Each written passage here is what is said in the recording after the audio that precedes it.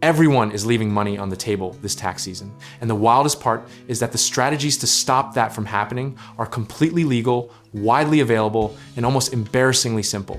We are not talking about offshore shell companies or aggressive loopholes that get you a letter from the IRS. We are talking about tools the government literally built into the tax code and is practically begging you to use. Let's start with the obvious villain in this story, your taxable income. The entire game of low-risk tax strategy is about legally shrinking that number before the IRS ever gets to see it. And the single most powerful tool most people ignore is the traditional 401k or IRA contribution. In 2025, you can stuff up to $23,500 into a 401k if you are under 50. And that money vanishes from your taxable income like it was never there.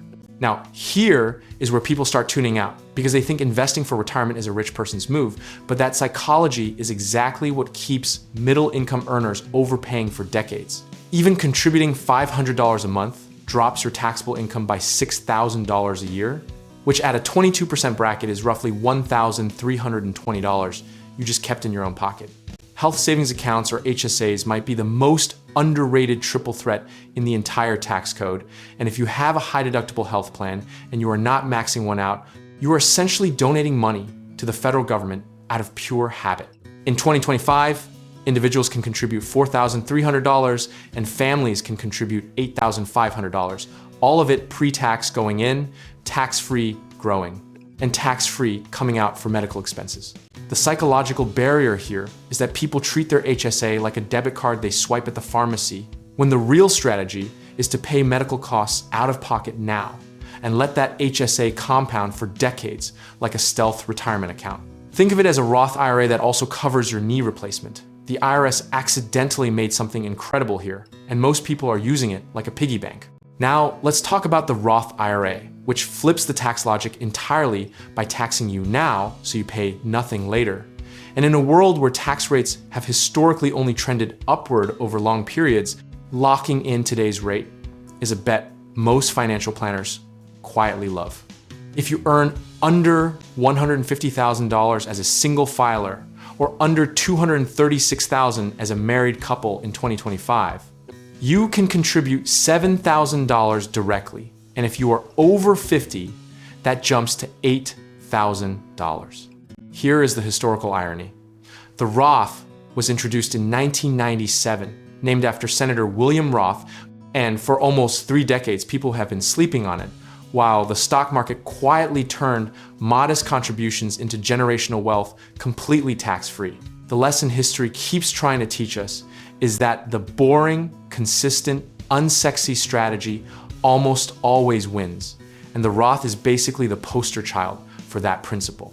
A misconception worth dismantling right now is that tax strategy is only valuable for business owners or high earners, because the reality is that W-2 employees have more levers than they realize, including dependent care FSAs, student loan interest deductions, and the earned income tax credit, which literally puts money back in your pocket if you qualify.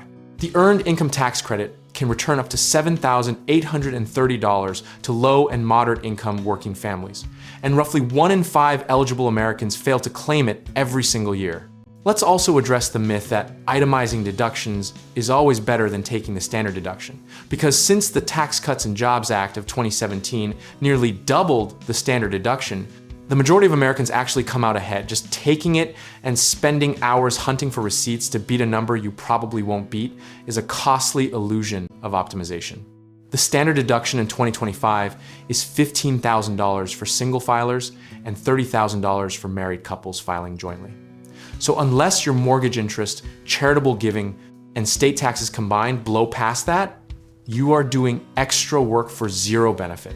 Where it does make sense to itemize, or at least track as charitable giving, because bunching 2 or 3 years of donations into a single tax year using a donor-advised fund can push you over the standard deduction threshold and give you the deduction now while distributing the gifts to charities over time. This is the kind of move that sounds complicated, but is genuinely accessible to anyone donating more than a few $1,000s a year, and several major brokerages now offer donor-advised fund accounts with no minimum to open. The practical framework here is not about one perfect move. It is about layering modest, consistent decisions across multiple accounts and strategies, so your tax exposure shrinks from multiple directions simultaneously. Maxing an HSA, contributing to a Roth or traditional retirement account, harvesting investment losses to offset gains, and timing larger deductions strategically are not individually dramatic, but together they can shift your effective tax rate meaningfully over a decade. Tax loss harvesting deserves its own moment because it sounds like it belongs in a hedge fund pitch deck, but is available to anyone with a standard brokerage account, and the concept is simply selling an investment that has lost value to offset the gains from one that has gone up, neutralizing your tax bill on the winner. The behavioral trap is that people get emotionally attached to their losing positions or do not want to admit a loss. But the IRS is not judging your portfolio decisions, they are just counting the numbers. Here is the philosophical truth underneath all of this. The investors and earners who win over long periods are rarely the ones who found the cleverest loophole. They are the ones who showed up consistently, sized their moves appropriately, kept their emotions out of the process, and let compounding and tax efficiency do the heavy lifting quietly in the background. Discipline is not glamorous content, but it is the only strategy that actually scales across income levels, market cycles, and changing tax law. You do not need to predict the next administration's tax policy or time the market perfectly. You need a repeatable process, a clear understanding of which accounts to prioritize, and the patience to execute without second-guessing yourself every quarter. Whether tax rates go up, down, or sideways, the person with a diversified tax strategy across pre-tax, post-tax, and tax-free accounts is genuinely comfortable with any outcome because they have already prepared for all of them. And if you are ready to take the next step, whether that means exploring real estate investing as another tax-advantaged wealth-building vehicle, finding reliable home contracting work, or connecting with lenders who understand your goals, we can help you get started. So check out our links in the description below.